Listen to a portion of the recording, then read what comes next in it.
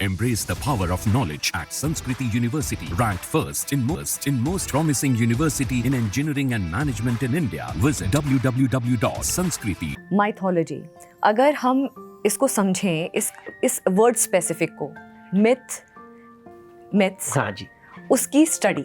जी। Myth मतलब जो चीज़ है, नहीं है, सत्य असत। क्योंकि सर इसको लेकर के बहुत कंफ्यूजन है। मैं समझाता हूँ। ये ज़्यादातर हिंदी भाषियों में ज़्यादा कंफ्यूजन है, क्योंकि उन्हें लगता है मिथ वर्ड मिथ्या से आया है। मिथ्या से आया है। अभी ऐसा नहीं है। ये क्या है, भारतीय घमंड है। मिथोलॉजी शब्द अंग्रेजी शब्द है, मिथोस शब्द यूनानी शब्द है, ग्रीक। उसका भारत के साथ कोई लेना देना नहीं है, कोई लेना। मिथोस का मतलब है, संस्कृत में उसका अनुवाद करें तो आख्यान। हर समाज में आख्यान होते हैं। जैसे यूरोप में जाओ तो वहां पे भी आख्यान होंगे। बाइबल एक आख्यान है, इतिहास नहीं है, आख्यान है। जब हम कुरान पढ़ते हैं, हदीस पढ़ते हैं, तो वो आख्यान है। वो जो विश्वास करता है वो उसे इतिहास मानता है, लेकिन जो बाहर होते हैं वो उसे आख्यान समझते हैं। तो विश्वास वाली दुनिया, इसलिए मैंने कहा विश्वास वाली दुनिया, लोगों के विश्वास को ठेस मत पहुंचाओ, उसे रिस्पेक्ट करो। तो मिथ्या शब्द जो है ये संस्कृत शब्द है। इसका मतलब है खंडित सत्य। खंडित सत्य। खंडित सत्य। देखिए, सत्य शब्द है, उसका विपरीत क्या है? असत्य। मिथ्या, फिर दो शब्द क्यों है? मिथ्या एक शब्द है, असत्य एक शब्द है। ये झूठ है, असत्य झूठ। मिथ्या का मतलब है खंडित सत्य। तुम्हारा दायरा केवल इतना है, तुम्हें इतना ही समझ में आता है। तो आपने एक किताब पढ़ा है, ये मिथ्या है। किसी ने 10 किताब पढ़े हैं, किसी ने 100 किताब पढ़े हैं, कोई 1000 किताब पढ़ा है। तो लेकिन जो 1000 किताब पढ़ा है, वो जो एक किताब पढ़ा उसको झूठ नहीं बोलेगा। वो बोले तुम वो बोल रहे वो असत्य है, कहेगा मिथ्या है तुम्हारे। इसलिए शंकराचार्य जी ने कहा था कि जगत मिथ्या ब्रह्म सत्यम। जितने भी लोग हैं, जिससे भी हम बात करते हैं, आप मुझसे बात करें, मैं आपसे बात कर रहा हूं, मेरा सच भी खंडित है, आपका भी सच खंडित है।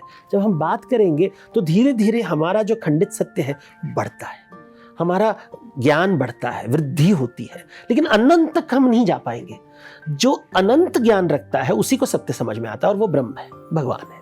यानी कि इससे नम्रता आती है कि देखो, किसी को दुनिया में सब कुछ नहीं पता। आदि शंकराचार्य जी खुद कहे जगत मिथ्या, सबको केवल खंडित ज्ञान है, ना कि सब झूठ बोल रहे हैं। तो ये मिथ्या शब्द और असत्य शब्द को लोगों ने जोड़ दिया है, क्योंकि वो समझते नहीं है। थोड़ा अगर हम पढ़ाई करें, सरस्वती की तरफ जाए, तो सरस्वती में हम जैसे कहते हैं ना, सरस्वती का वाहन क्या है? सरस्वती का वाहन एक हंस है। और हंस क्या करता है? दूध का दूध, पानी का पानी करता है। इतिहास को अलग, माइथोलॉजी को अलग, मिथ्या को अलग, असत्य को अलग, उपन्यासों को अलग। तो ये अलग अलग सेपरेशन करना हंस का काम है।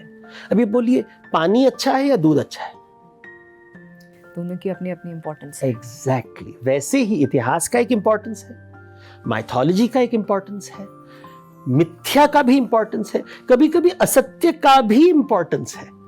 तो हमारे धर्म में हमने कहा कि, तो आदि शंकराचार्य जी ने कहा कि देखो, जितने भी लोगों से मिलोगे सबको अपना खंडित ज्ञान है, और उस पर घमंड होता है, क्योंकि सब कुएं के मेंढक हैं।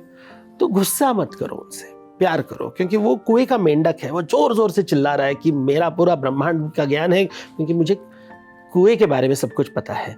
लेकिन तुमने पूरी आकाश देखी है, सब कुछ देखा है तुमने। उससे जब बात कर रहे हो तो उसके घमंड को ठेस मत पहुंचाओ, लेकिन धीरे धीरे करके उसको बोलो, देखो कुएं के बाहर एक छोटा सा गली है। तो इसके लिए हमें संवाद करना है, ना कि विवाद। तो जब भी कोई विवाद करता है तो ऐसे तुम इतिहास समझना चाहते हो, लेकिन अगर मिथोलॉजी समझना है, आख्यान समझना है, तो संवाद करो। विवाद से आपको कभी हमारे शास्त्र नहीं समझ में आएंगे। जो भी विवाद करते हैं, मैंने सुना है कि लोग कहते हैं शास्त्रार्थ, शास्त्र अर्थ, और वो लोग शास्त्रार्थ शब्द विवाद के साथ जोड़े हुए कि चिल्लाना।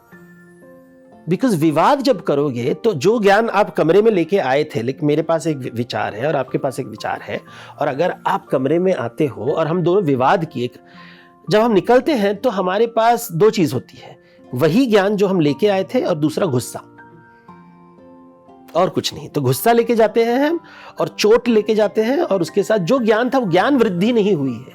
लेकिन अगर हम संवाद करें, आप मेरी बात समझो, मैं आपकी बात समझूं, जब हम जाए तो 3 चीज लेके जाते हैं, हमारी जो पुरानी बात थी, नई बात, और एक दोस्त।